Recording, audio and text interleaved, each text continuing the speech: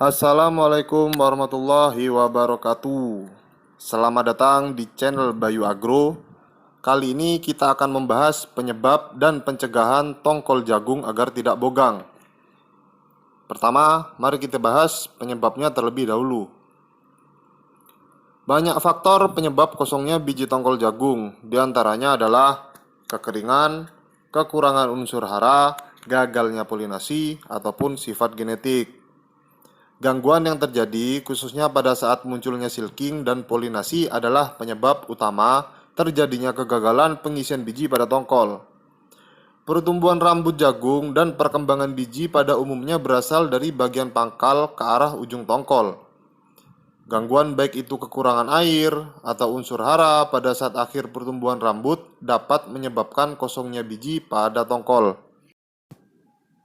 Di video kali ini kita bahas kondisi jagung yang kekurangan unsur hara kalium dan fosfat. Unsur hara ini bisa kita dapatkan di pupuk MKP Pak Tani ataupun merek lainnya. Sebagai pupuk perangsang bunga dan buah pada tanaman. MKP merupakan singkatan dari monokalium fosfat. Pupuk ini mengandung 52% fosfat dan 34% kalium. Fosfat berfungsi merangsang pembungaan serta kalium menguatkan tanaman dan buah.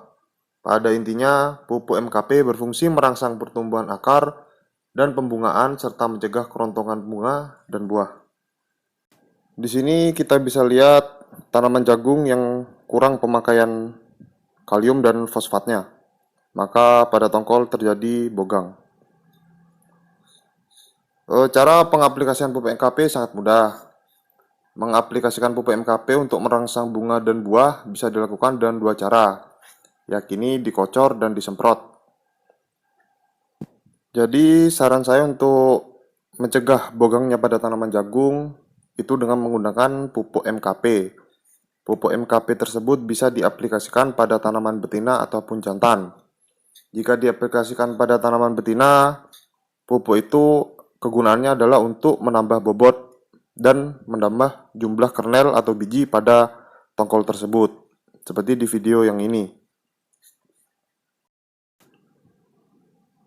Bisa kita lihat, ini adalah peran dari pemakaian pupuk MKP itu sendiri, karena kandungan kalium itu berguna untuk menambah bobot pada biji tanaman jagung.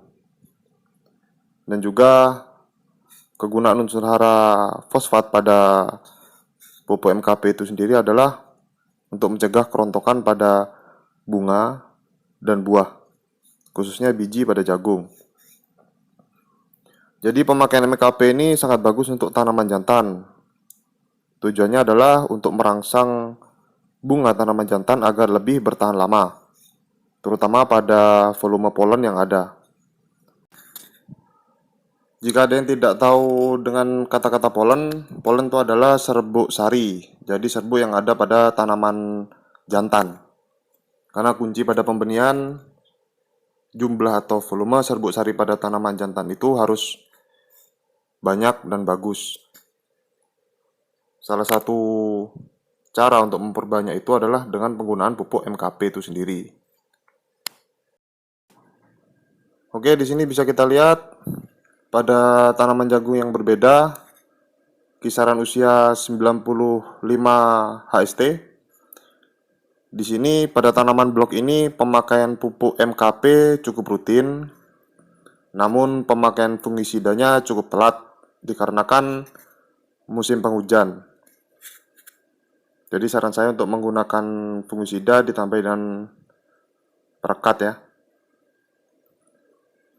Bisa dilihat kondisi jagung dengan pemakaian pupuk MKP secara intens menghasilkan pengisian biji yang cukup bagus.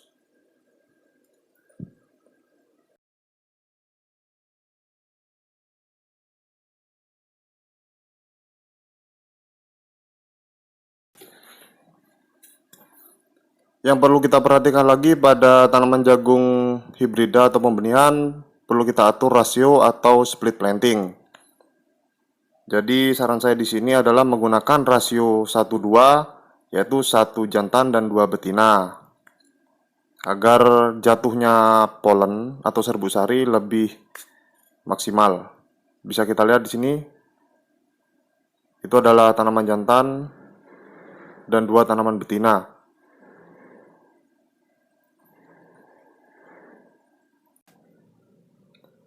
Dan ini adalah kondisi tanaman jagung hibrida dengan rasio 1 jantan 2 betina beserta split planting 0,3. Kondisi jagungnya seperti ini.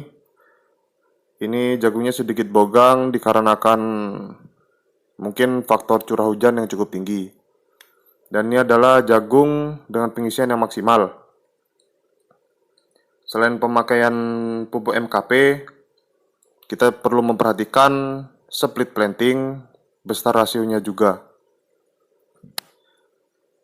Saran tambahan untuk saya, jika menanam jagung hibrida, pemakaian fungisida perlu lebih ketat, terutama di musim penghujan. Jika pencegahan menggunakan fungisida itu terlambat, maka hal ini yang bakal terjadi. Karat, busuk pada tongkol, dan penyakit-penyakit lainnya yang disebabkan oleh virus. Oke, sekian penyampaian dari saya. Semoga bermanfaat. Assalamualaikum warahmatullahi wabarakatuh.